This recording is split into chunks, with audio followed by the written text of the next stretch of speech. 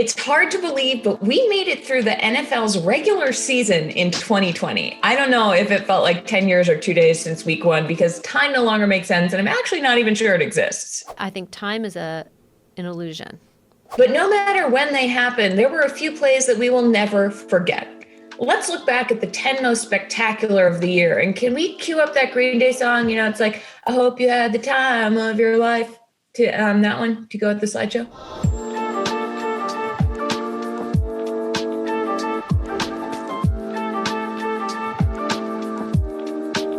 The first game of the season was memorable, not just because it was the first NFL game played in a global pandemic when no one knew what was going on, but it was important because of the way Andy Reid protected himself from this virus. He wore a face shield attached to the brim of his baseball hat, and over the course of the night, it got foggier and foggier until he looked like Santa Claus dressed as Iron Man for Halloween.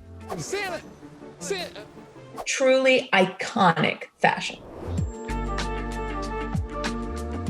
There are 2 plays that really summed up this season for Atlanta, so I'm just going to talk about them both. Remember when the Cowboys tried an onside kick and the Falcons just watched it trundle along the field for 10 yards and the Cowboys recovered it? It was truly like the Falcons just forgot how to play football. They also blew a 20-point lead in that game, which was something new and different for Atlanta. Another play that really sums it up is when Todd Gurley accidentally scored a touchdown that cost the Falcons the game. This year, there were so many times when doing the thing you were trained to do, like score a touchdown, win a game, actually ended up hurting your team. Jets. But in this case, Todd Gurley was not supposed to score a touchdown against the Lions because it gave the ball back to Detroit. And Detroit took that ball and scored a touchdown and made the extra point. Even when the Falcons score, they somehow lose points. Really impressive stuff. So the Bucs played the Bears. And Tom Brady thought it was 3rd down, but it was actually 4th down, and his team lost the game. Look, that's one of the only bad things I can say about Tom Brady's season, so just let me have this, okay? I'm a hurt Pats fan. I'm lashing out.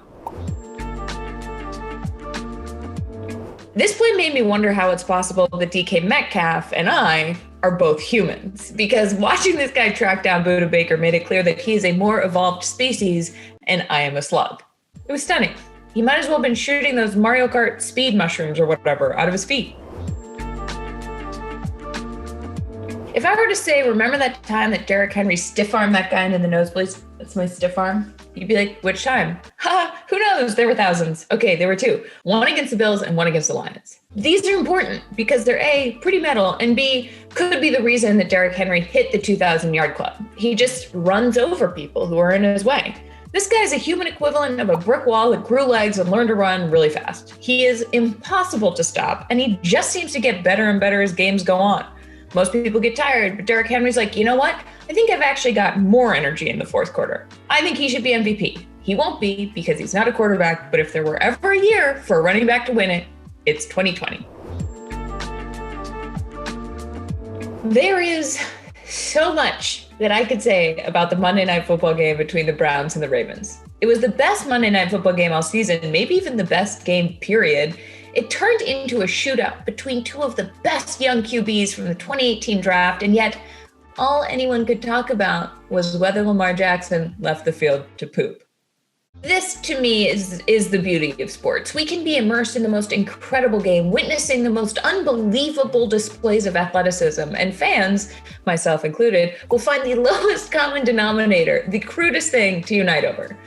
Lamar said he had cramps, but we're out here analyzing the way he ran into the locker room. Could that have just been cramps? And the amount of time he spent in there. The jokes that came out on the internet after the Ravens went for 2 against the Browns. Legendary stuff. You were kind of like jogging, like you had to use the bathroom or something. No, I was cramping. I ain't putting Paul Pierce. I didn't put Paul Pierce. I was cramping. Sure, Lamar. Whatever you say. This was the earliest indicator we had that this year was going to be a wild ride for the New York Jets. Marcus May picked off Ryan Fitzpatrick, and May made the interception by pinning the ball on his butt. It was redemption for the butt fumble all those years ago. Shout out Mark Sanchez. So yes, he caught it, but he caught it with his butt in the least graceful way possible. Kind of like the Jets' entire season. Players did everything to win while the organization tried to tank and ultimately didn't even succeed at being bad enough for the number 1 pick. And now Adam Gase is fired. That right there is how I felt about the Pats season and 2020 in general. But it's also a live look at every dad in 1998 getting yet another call from Blockbuster that his kids still haven't returned the Sandlot VHS they rented 6 weeks ago. I'm sorry, but Kyler Murray's throw was unreal. And DeAndre Hopkins making that play in triple coverage was the kind of thing you see at the end of a sports movie. But this was real life. The Cardinals kind of fell apart this year, but at least we had that, a moment of beauty and grace. I don't really have a joke about this one. It's just a truly incredible play.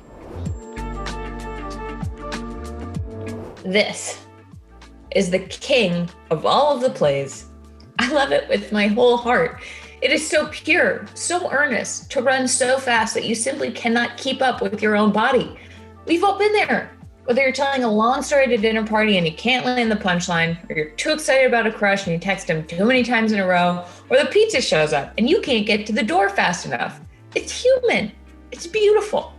It was 2020 and the NFC East in a nutshell. And for that, Danny Dimes, I thank you.